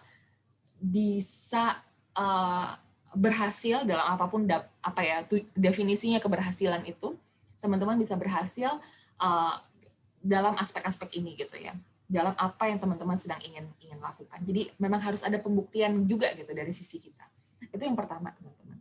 Nah, yang kedua, saya adalah orang yang percaya bahwa hidup kita adalah milik kita. Keputusan-keputusan yang ada di dalam hidup kita, itu kitalah yang menentukan. Orang tua, keluarga yang lain, itu bisa memberikan saran. Tapi kitalah yang menentukan, teman-teman. Karena jangan sampai teman-teman hidup mengikuti apa kata orang, yang kemudian membuat teman-teman sebenarnya jadi nggak bahagia. Dan bayangin misalnya teman-teman pengennya misalnya jadi astronot gitu ya. Tapi kemudian orang tua minta pokoknya kamu harus jadi PNS gitu. Ya udah, kemudian akhirnya teman-teman jadi PNS, keterima PNS, tapi seumur hidup teman-teman menyesali keputusan itu. Dan seumur hidup teman-teman sebenarnya kesel sama orang tua. Bayangkan betapa tidak bahagianya hidup teman-teman. Dan bayangkan betapa tidak menyenangkannya hubungan sama orang tua, karena setiap kali ketemu sama orang tua, kepikiran orang tua, kita akan selalu menyalahkan orang tua. Kenapa kayak gitu? Padahal teman-teman yang mengambil keputusan itu kita. Jadi, menurut saya teman-teman, perlu belajar gimana caranya kita bisa berdiskusi dengan orang tua secara sehat. Supaya kita bisa mengambil keputusan sendiri. Nah, salah satu caranya bisa mengambil keputusan sendiri adalah sudah bisa mandiri. Kalau teman-teman masih bergantung sama orang tua, masih dikirimin sama orang tua, ya kan? Kalau misalnya nanti sampai rumah makan masih dibikinin, baju masih dicuciin, masih bergantung sama orang tua terus. Ya wajar kalau orang tua masih merasa selalu harus ingin ikut mengambil keputusan. Jadi belajar mandiri teman-teman, sehingga kemudian bisa menjadi punya lebih banyak kekuatan untuk mengambil keputusan sendiri. Gitu ya. Oke, thank you Kak. Nah, ini mungkin ini untuk pertanyaan terakhir nih Kak. Saya akan langsung memilih dari pesertanya langsung. Mungkin untuk M. Dimas Pratama dari Universitas Syah Kuala Banda Aceh, bisa langsung on cam dan unmute.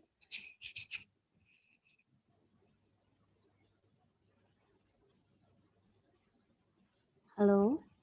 Ya, halo Kak. Oke, bisa langsung tanya nih ya ke Kak Ayu. Hai Dimas. Iya Kak. Izin mau tanya nih Kak. Boleh dong. Jadi kan Kak, kalau kita sudah menemukan nih tujuan hidup kita, kemudian ketika berproses mencapai tujuan tersebut, kita sering sekali kehilangan motivasi, kehilangan semangat di tengah proses itu.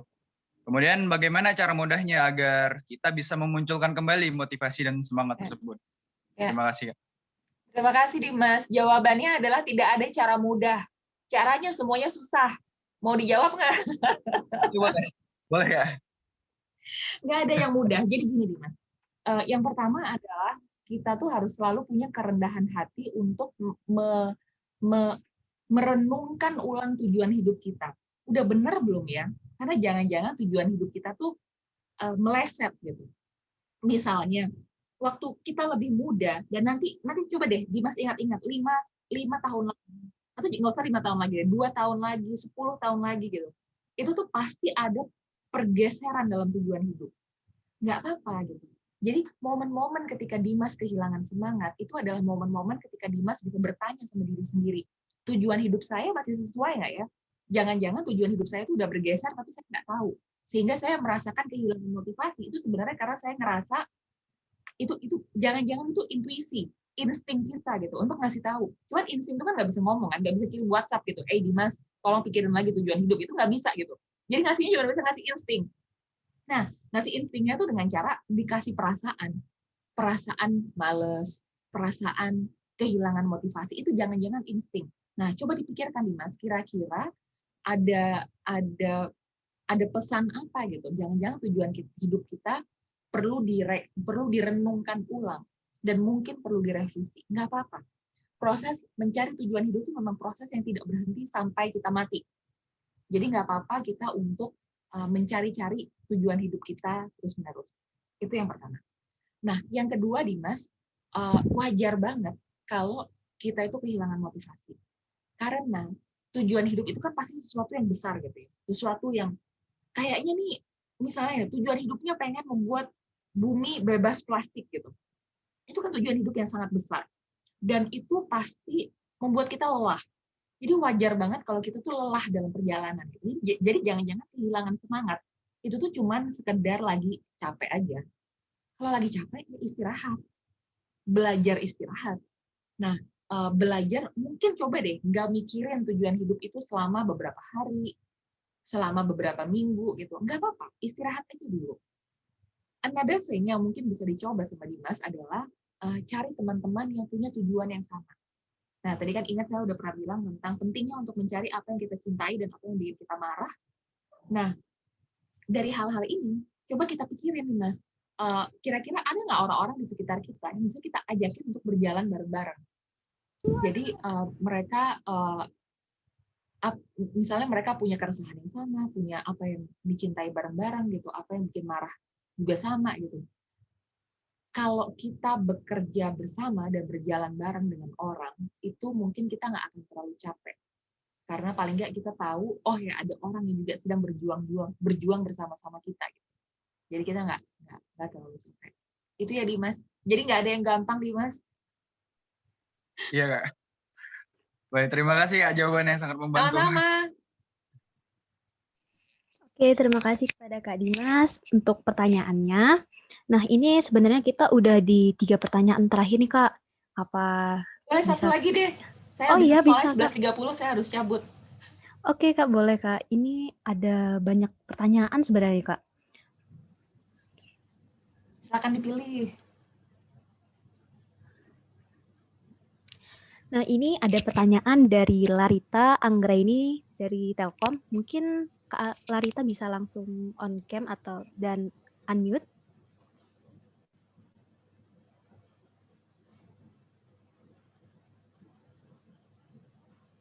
Halo Kak Larita.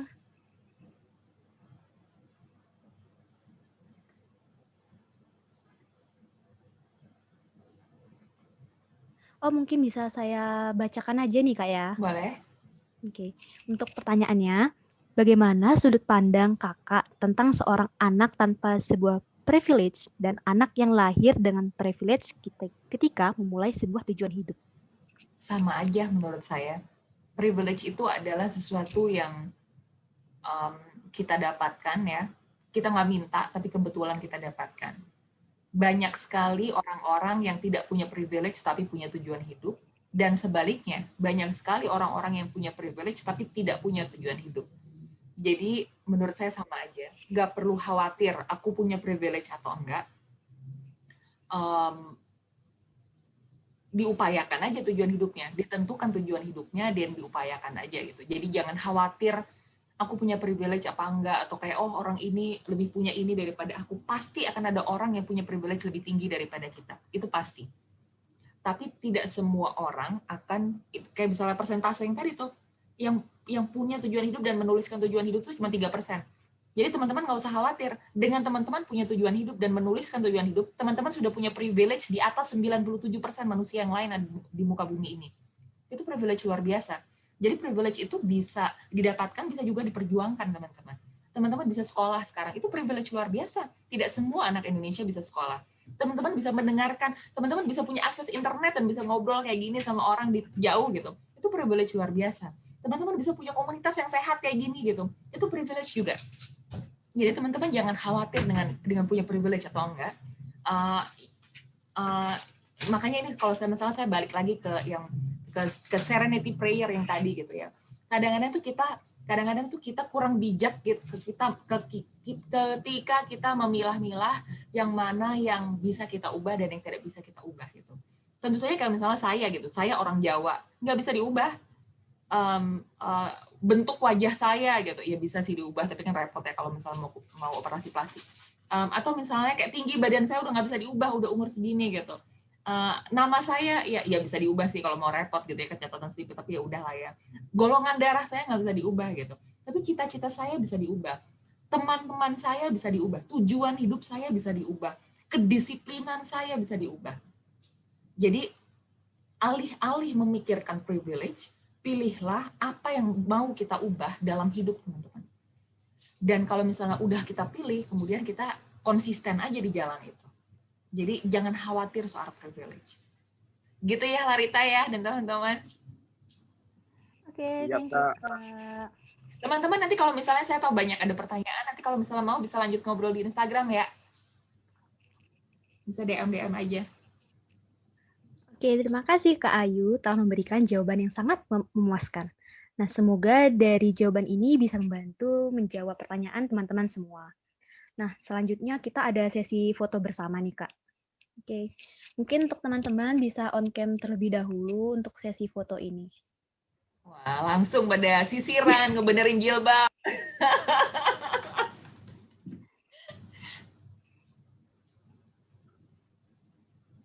Wah, rame teman-teman. Senang banget Pada cantik-cantik ini, Kak. Pada ganteng-ganteng semua ini, Kak.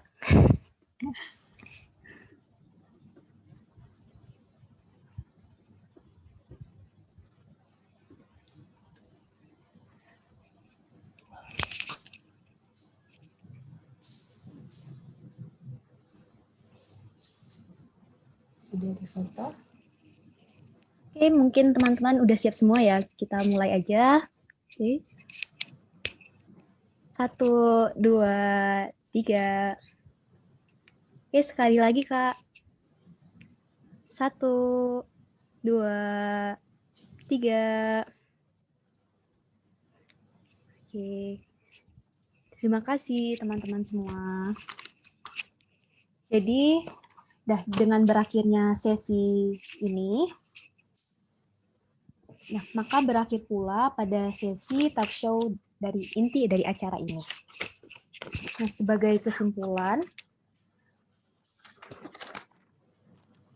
nah kalau boleh saya simpulkan dari pemateri ini, hidup itu tidak hanya dijalankan begitu saja, namun juga perlu menuliskan tujuan hidup. Salah satu tipsnya yaitu kenali dan mulai pendekatan ke diri sendiri, serta ketahui values of life dan source of life. Oke, terima kasih banyak Kak Ayu atas waktu dan pemaparannya kepada kita semua di siang hari ini. Semoga apa yang di-share Kak Ayu bisa bermanfaat bagi kita semua. Terima kasih juga kepada teman-teman yang telah aktif selama sesi pemateri dan sesi Q&A ini. Nah, terima kasih kembali kepada Kak Ayu untuk waktu dan kesempatannya. Semoga sehat selalu dan sampai bertemu lagi di sesi berikutnya, Kak. Saya Utia Khairia selaku moderator dan saya kembalikan ke MC. Teman-teman saya duluan ya, mau pindah ke room sebelah. Terima kasih, Kak. Terima banget ya teman-teman ya, sehat-sehat ya. Iya, Kak. Terima kasih banyak, Kak. Terima kasih, Kak. Terima kasih banyak, Kak. Terima kasih banyak, Jaga Kak. kesehatan. Sukses selalu, Kak. Terima kasih banyak Kak ilmunya. Mampir. Ya, terima kasih kepada Kak Utia Khairia, moderator kita. Dan terima kasih juga kepada Kak Ayu Kartika Dewi yang telah menjadi pemateri kita hari ini. Acara selanjutnya yaitu pembacaan doa yang akan dipandu oleh Saudara Naufal Amin. Kepada yang bersangkutan, disilakan.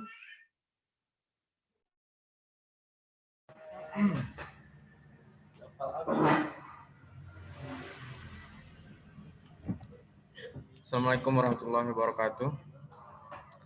A'udzubillahi minasyaitonirrajim. Bismillahirrahmanirrahim.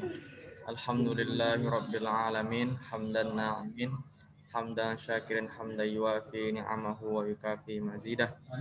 Ya Rabbana lakal hamdu kama yanbaghi li jalali wajhikal karim 'azim sultanik. Allahumma salli ala sayyidina Muhammad wa ala alihi wa sahbihi wa sallim. Allahumma inna nas'aluka ridhaka wal jannata wa na'udzu bika min sakhatika wan nar. Allahumma innaka 'afuwun karimun halimun tuhibbul 'afwa fa'fu 'anna wa an walidina bi rahmatika ya arhamar rahimin. Allahumma ja'al jam'ana hadza jam'an marhuma wa tafarruqna min ba'dihi tafarruqan ma'suma. Allahumma 'allimna ma jahilna wa dhakkirna ma nasina wa fahhimna ma lam nafham bi rahmatika ya arhamar rahimin. Rabbana atina fid dunya hasanah wa fil akhirati hasanah wa qina adzabannar.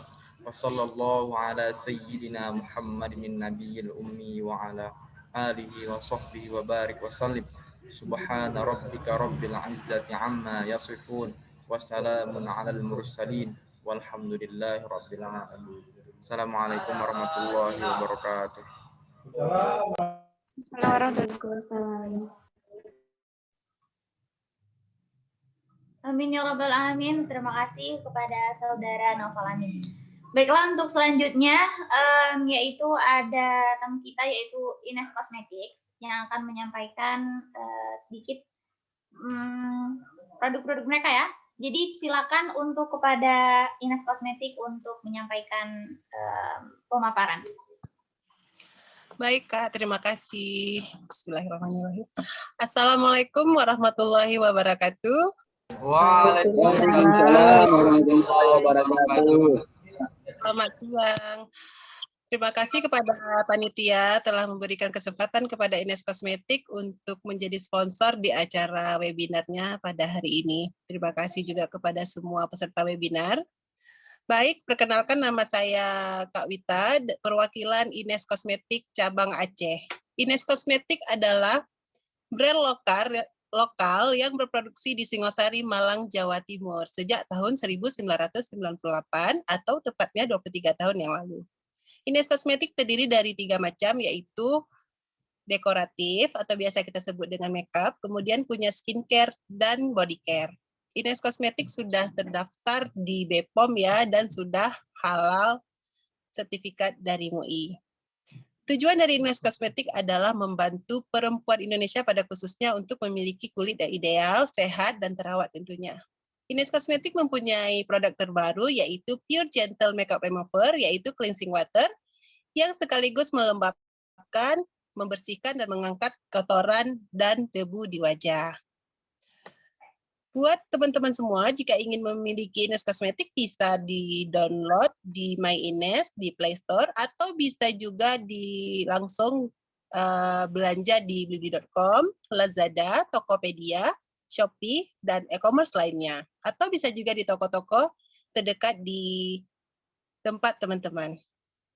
Baiklah, kalau misalnya ada teman-teman yang ingin konsultasi gratis seputar kecantikan dan kesehatan kulit dan wajah, nanti bisa langsung chat Kak Wita ya. Nanti akan dicantumkan nomor HP-nya di room chat. Itu saja sambutan dari Ines Cosmetics. Terima kasih kepada semuanya. Sehat selalu untuk kita semua. Jangan lupa tersenyum dan bahagia. Assalamualaikum warahmatullahi wabarakatuh. Terima kasih teman-teman. Waalaikumsalam warahmatullahi wabarakatuh. Terima kasih banyak Kak. Terima kasih Kak. Ya, terima kasih kepada Kak Wita dari Ines Cosmetics. Oke, teman-teman, jadi seperti yang kami janjikan di awal, yaitu akan ada sesi kuis berhadiah. Nah, ini ada peraturannya dalam mengikuti kuis berhadiah. Oke. Akan saya bacakan untuk peraturan kuis berhadiah. Pertama, MC akan membacakan pertanyaan. Kemudian, peserta yang ingin menjawab dipersilakan untuk menuliskan format nama dan instansi. Contohnya, Margareta _ Harvard University. Ya, kami tegaskan lagi hanya nama dan instansi. Kemudian panitia akan memilih peserta yang pertama kali mengirimkan format nama dan instansinya. Peserta yang terpilih akan dipanggil namanya dan dipersilakan untuk menjawab langsung jawaban atas pertanyaan. Adapun jika jawaban yang disebutkan kurang tepat, maka peserta tercepat kedua yang mengirimkan format nama dan instansi akan dipersilakan untuk menyampaikan jawabannya. Dan hadiah kuis akan dikoordinir oleh panitia dan peserta pemenang secara personal setelah berlangsungnya acara. Oke. Teman-teman, siap-siap semua ya. Jadi setelah ini saya akan memberikan pertanyaan dan untuk orang tercepat yang mengirimkan nama dan instansinya, maka akan dipersilakan untuk menjawab pertanyaan. Oke. Pertanyaan pertama yaitu apa kepanjangan dari IPPMA? Apa kepanjangan dari IPPMA? Oke, teman-teman yang tercepat, ini ada Afko dari UB, Universitas Brawijaya. Ya, dipersilakan kepada Afko untuk menjawab pertanyaan. Boleh on cam dan unmute. Oke, Kak. Siap. Ya. Tadi kepanjangan dari IPPMA ya? Ya, IPPMA. Ikatan Pelajar Pemuda dan Mahasiswa Aceh Malang. Bagaimana panitia? Sah. Oke, selamat kepada saudara Afko. Ya, pertanyaannya dijawab dengan benar. Oke, setelah ini, setelah selesai acara ya, ditunggu untuk ditunggu hadiahnya. Akan disampaikan secara personal. Oke, terima kasih Afka. Dan selanjutnya. Kak, kalau tahu lagi boleh jawab lagi nggak? Gimana Pak Panitia? Kalau yang udah jawab, apa masih boleh jawab? Satu. Siap. Oke, ya. Ya, kemudian ada pertanyaan kedua. Ya, pertanyaan kedua ini adalah sekaligus pertanyaan terakhir. Pertanyaannya yaitu, apa pentingnya sifat leadership bagi milenial? Pertanyaannya, apa pentingnya sifat leadership bagi milenial? Oke, kepada teman-teman yang tahu jawabannya, silahkan menulis nama dan instansinya.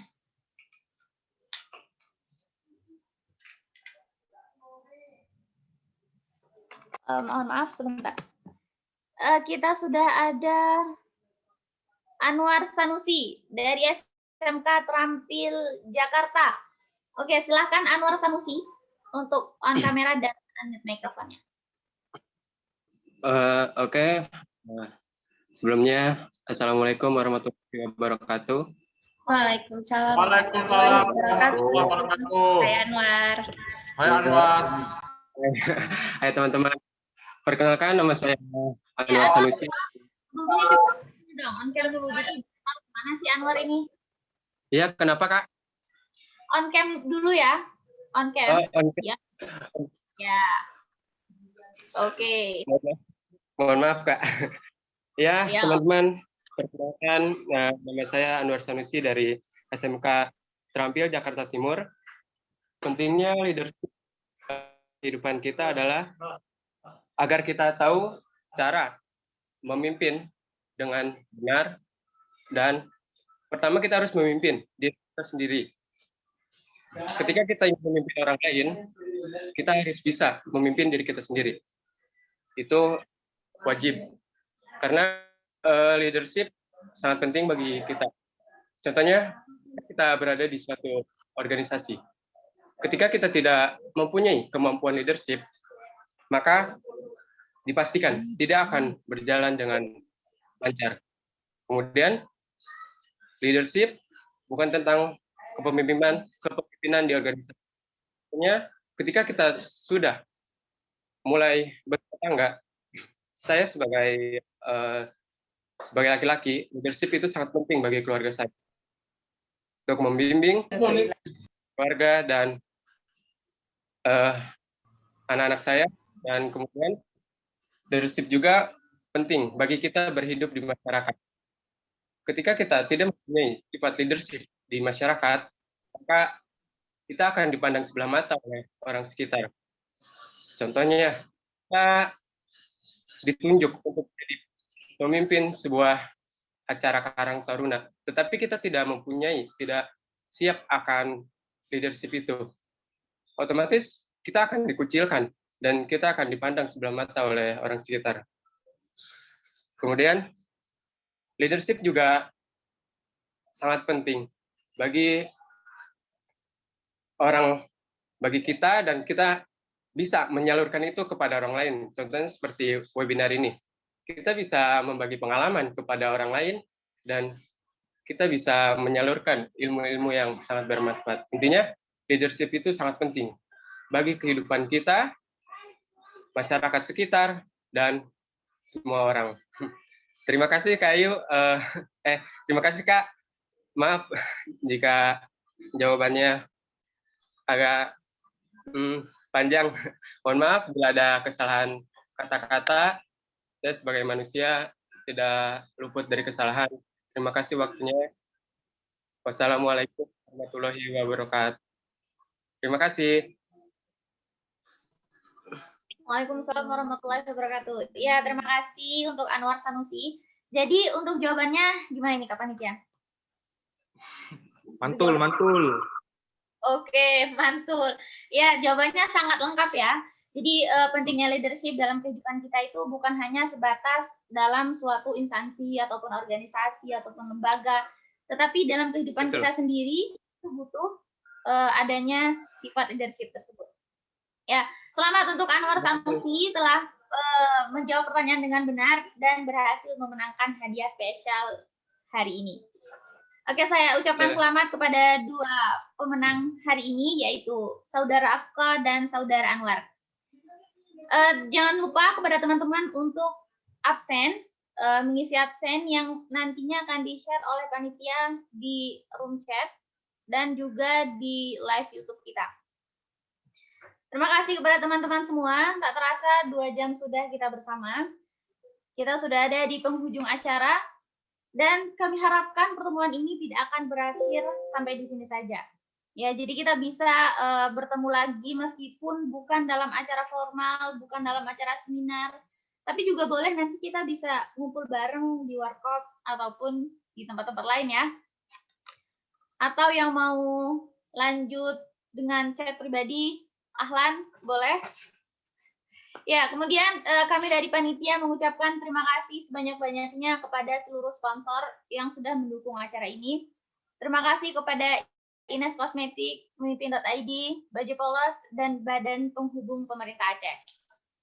Kemudian kami ucapkan terima kasih juga kepada seluruh media partner yang telah mendukung terselenggaranya acara ini. Terima kasih kepada Webinar.kuy, Webinar ID, Kulwap NSL, Event Aceh, Mahasiswa Aceh, Webinar Zoom, Kahu TV, Aceh Event. Terima kasih kepada infowebinar.id, Mahasiswa UIN Maliki, Ruang Mahasiswa, Info Event Jatim, Pusat Seminar, wsebinar.id, dan terima kasih kepada Webinar Nasional dan Info Webinar. Dan selanjutnya, terima kasih juga kepada seluruh organisasi yang telah berhadir dalam acara kita hari ini.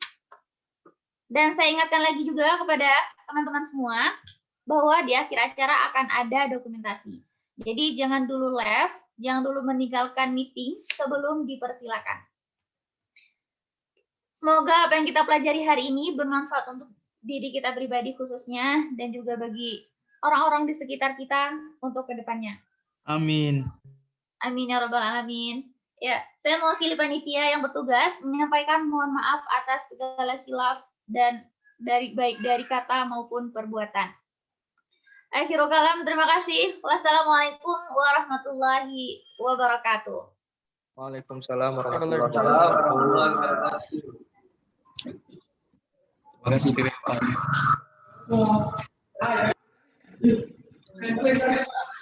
Terima kasih Kak. Terima kasih semua.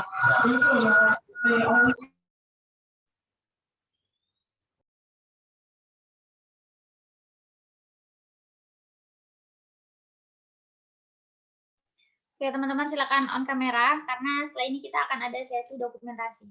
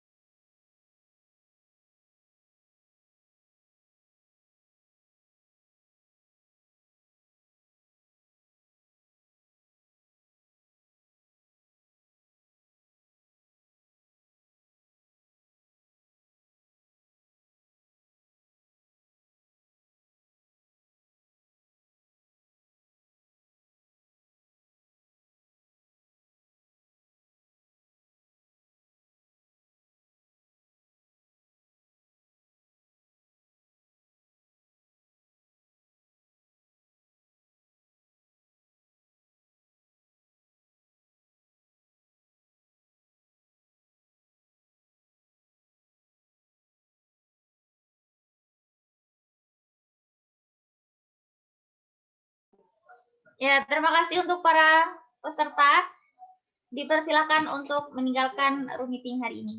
Terima kasih. Semoga Dadah guys. di kesempatan lainnya. Oke Kak. Terima kasih buat teman-teman yang udah hadir.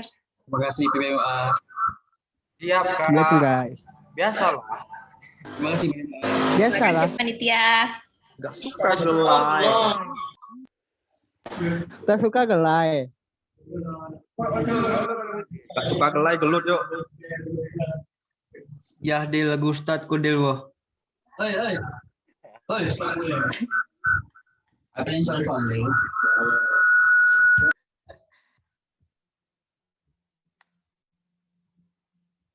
Keapni aku pada astagfirullah.